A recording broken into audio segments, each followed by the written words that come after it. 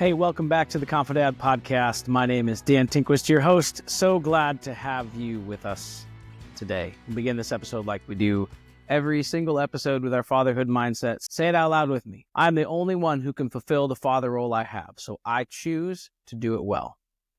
I get to show up well for my kids. Imperfection is reality.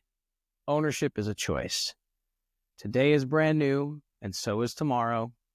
I am wholly loved, so I will love wholly. Today's equipping section is talking about the gift of tension, like how to see tension in your family, in your parenting as a gift. Many people either avoid this topic completely or really embrace it and love it, but maybe don't always handle it very well. I'm looking at you, Enneagram 8s, loving the conflict, loving it, seeing conflict as connection, right?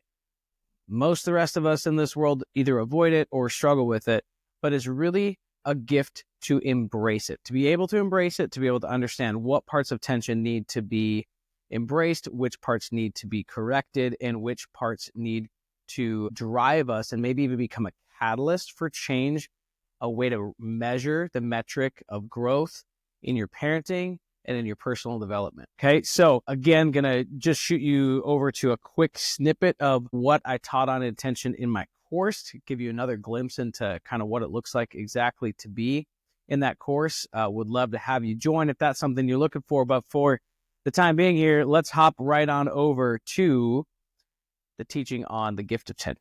We're going to talk about the importance of holding things in tension. There's a saying that goes, it's a tension to be managed, not a problem to be solved. I'm sure you're aware of this and you've heard this saying before. This is very true, especially with two types of tension in parenting. The first one is understanding that you will never arrive. Like you'll have marginal improvement and you'll continue to grow. But once you've mastered a certain aspect of parenting, the tension is you will still feel like you haven't arrived. There's other areas of life that this often is experienced. Finances, career, marriage, friendship, where you're like, I have this vision and this ideal, but I haven't quite reached it. And as soon as you get as close as you think you can, you realize that I'm not quite there. Learning how to manage this tension is very important if you want to be present in the right now. The secret of this is holding that tension with contentment, with gratitude, and joy. So the contentment piece is say, I'm good with where I'm at, but I'm going to keep driving forward.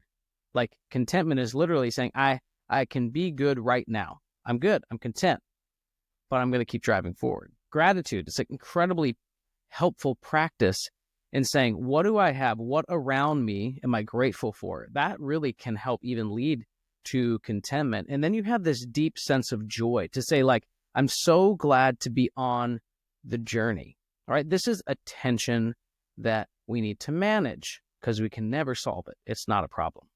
Oliver Burkeman in his book, 4,000 Weeks, has a fascinating way of slapping us in the face with our own mortality and finitude. He helps us as the reader understand the value of each lived moment and how to stay home in the moment while resisting the temptation to exit into future-looking fantasies and goals. The future has its place and goals are important, because obviously that's part of this course. I'd be a hypocrite if I said it wasn't important. But if we're always looking forward, we won't be any presently good. Like if we're always striving for that next step, instead of resting in what is, it's going to be very hard to be content, to be present in each moment. See, forward-thinking mindsets are not inherently bad. They are helpful, but if we're not careful, they can consume us. So be thinking about this as you continue to move forward, as you continue to work towards your goals, understanding it's okay to not arrive, and to stay in tension between what was, what is, and what's going to be. The other tension I want to touch on that's healthy, that's good, is the tension of interaction. Tension in parenting, some people think it's bad. They're like, oh, it's tense and there's a struggle and it's all. It doesn't mean you're doing it wrong. On the contrary, it means that you're growing. If there's tension in your parenting relationship, It probably means that you're not settling for what is, and you're saying, I'm going to get better as a parent, and I want my kids to grow up, enjoy childhood, but continue to grow into interdependent adults. Do not believe the lie that there are families out there who don't experience tension. It's everywhere. Every family that you've ever run into has experienced tension, and it's not bad. Well, some tension is bad. Some tension is good. What's good tension? Like your kids complaining as you teach them and encourage them to contribute to the home.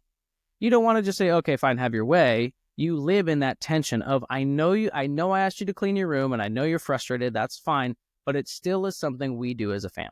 Okay. Other tension is bad. When you get into power struggles or demands for compliance and you're trying to control your kids, that's not good tension.